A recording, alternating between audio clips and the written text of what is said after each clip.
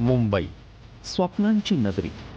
पण याच मुंबईत आज शेकडो कुटुंबांच्या डोळ्यासमोर त्यांचं घर उद्ध्वस्त होत होतं. बुलडोझरचा आवाज, लोकांची धावपळ आणि डोळ्यात फक्त अश्रू. बांद्र्याच्या गरीब नगरमध्ये नेमकं काय घडलं? का तोडली जात आहेत 500 पेक्षा जास्त घरं? आणि या कारवाईमागे खरंच कोण आहे? आजच्या व्हिडिओमध्ये आपण पाहणार आहोत या संपूर्ण प्रकरणाचं सत्य. शेवटपर्यंत नक्की पहा. नमस्कार मित्रांनो, तुम्ही पाहत आहात आपलं चॅनल आणि आजचा विषय आहे मुंबईतील बांद्रा पूर्व भागातील गरीब नगरमध्ये सुरू झालेली मोठी अतिक्रमण हटाव कारवाई.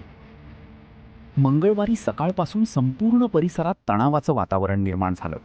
पश्चिम रेल्वे प्रशासनाने अचानक मोठी मोहीम सुरू केली आणि गरीब नगरमधील शेकडो झोपड्यांवर बुलडोझर चालू लागले.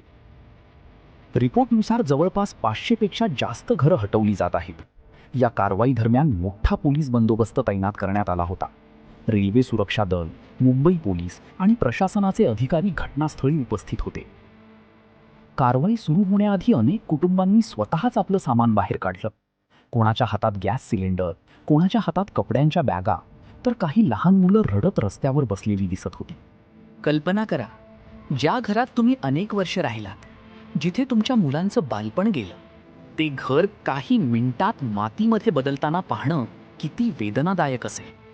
पण आता प्रश्न असा निर्माण होतो की ही कारवाई अचानक का करण्यात आली? तर मित्रांनो, पश्चिम रेल्वेच्या माहितीनुसार ही कारवाई एका दिवसात घेतलेला निर्णय नाही. यामागे तब्बल अनेक वर्षांची कायदेशीर प्रक्रिया आहे. रेल्वे प्रशासनानं सांगितलं की पब्लिक प्रिमाइसेस ॲक्ट अंतर्गत ही प्रक्रिया 2017 पूर्वीच सुरू करण्यात आली होती. 27 नोव्हेंबर 2017 रोजी बेदखलीचे आदेश देखील जारी करण्यात आले होते. यानंतर हे प्रकरण विविध न्यायालयांमध्ये गेले. हा वाद जवळपास 9 वर्ष न्यायालयात सुरू होता. महत्त्वाची गोष्ट म्हणजे या प्रकरणाची सुनावणी थेट बॉम्बे हायकोर्ट आणि सुप्रीम कोर्टातही झाली. 29 एप्रिल 2026 रोजी बॉम्बे हायकोर्टानं रेल्वेला अतिक्रमण हटवण्याची परवानगी दिली. यानंतर काहींनी या आदेशाला आव्हान दिलं, पण हायकोर्ट आणि सुप्रीम कोर्टानं रेल्वेची कारवाई योग्य असल्याचं मान्य केलं. म्हणजेच प्रशासन सांगत आहे की ही कारवाई पूर्णपणे कायदेशीर आहे. आता इथे आणखी एक मोठा मुद्दा समोर येतो. गरीब नगरचा हा भाग रेल्वे ट्रॅकच्या अगदी जवळ असल्याचं रेल्वे प्रशासनाचं म्हणणं आहे. त्यामुळे प्रवाशांच्या सुरक्षेला धोका निर्माण होत होता.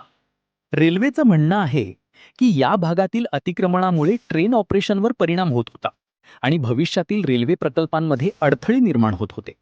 पश्चिम रेल्वेने असंही सांगितलं की मुंबईतील रेल्वे नेटवर्कची क्षमता वाढवण्यासाठी आणि नवीन ट्रेन सेवा सुरू करण्यासाठी हा परिसर मोकळा करणं आवश्यक आहे. मित्रांनो, एका बाजूला विकास तर दुसऱ्या बाजूला हजारो लोकांचं जगणं. यामध्ये नेमकं योग्य कोण आणि चुकीचं कोण, हा प्रश्न आता सोशल मीडियावर जोरदार चर्चेत आहे.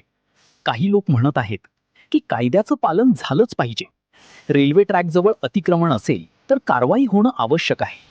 पण दुसरीकडे अनेक लोक प्रशासनावर प्रश्न उपस्थित करत आहेत. कारण या कुटुंबांचं पुनर्वसन कुठे होणार? त्यांना पर्यायी घर मिळणार का? लहान मुलांचं शिक्षण, रोजगार, पुढचं आयुष्य याचं काय? हे प्रश्न सध्या अनुत्तरित आहेत. सर्वात धक्कादायक दृश्य म्हणजे काही महिला रडत प्रशासनाकडे विनंती करत होत्या की आम्हाला थोडा वेळ द्या, आमचं सामान तरी काढू द्या. तर काही जण संताप व्यक्त करत होते. मुंबईमध्ये अशा प्रकारच्या अतिक्रमण हटाव मोहिमा नवीन नाही, पण प्रत्येक वेळी एकच चित्र दिसतं. एका बाजूला बुलडोझर आणि दुसऱ्या बाजूला उद्ध्वस्त होणारं सामान्य माणसाचं आयुष्य. याच कारणामुळे हा विषय फक्त कायद्याचा राहत नाही, तो मानवी भावनांशी जोडला जातो. मित्रांनो, मुंबईत लाखो लोक रोजगारासाठी येतात. महागडी घरं परवडत नसल्यामुळे अनेक जण अशा झोपडपट्ट्यांमध्ये राहतात आणि मग वर्षानुवर्षे तिथेच त्यांचं आयुष्य तयार होतं. पण अचानक अशी कारवाई झाली की संपूर्ण आयुष्य उद्ध्वस्त होतं. आता पुढे काय होणार? हा परिसर पूर्णपणे रिकामा केला जाणार का? पुनर्वसनाची योजना येणार का? हे पाहणं महत्त्वाचं ठरणार आहे. पण एक गोष्ट मात्र स्पष्ट आहे, मुंबईतील जागेचा प्रश्न दिवसेंदिवस गंभीर होत चाललाय आणि येणाऱ्या काळात अशा कारवाया आणखी वाढण्याची शक्यता नाकारता येत नाही. तुम्हाला काय वाटतं? रेल्वे प्रशासनाची ही कारवाई योग्य आहे का? की आधी लोकांच्या पुनर्वसनाची व्यवस्था व्हायला हवी होती? तुमचं मत कमेंटमध्ये नक्की सांगा. व्हिडिओ आवडला असेल तर लाईक करा, शेअर करा आणि अशाच महत्त्वाच्या बातम्यांसाठी चॅनलला सबस्क्राईब करायला विसरू नका. धन्यवाद.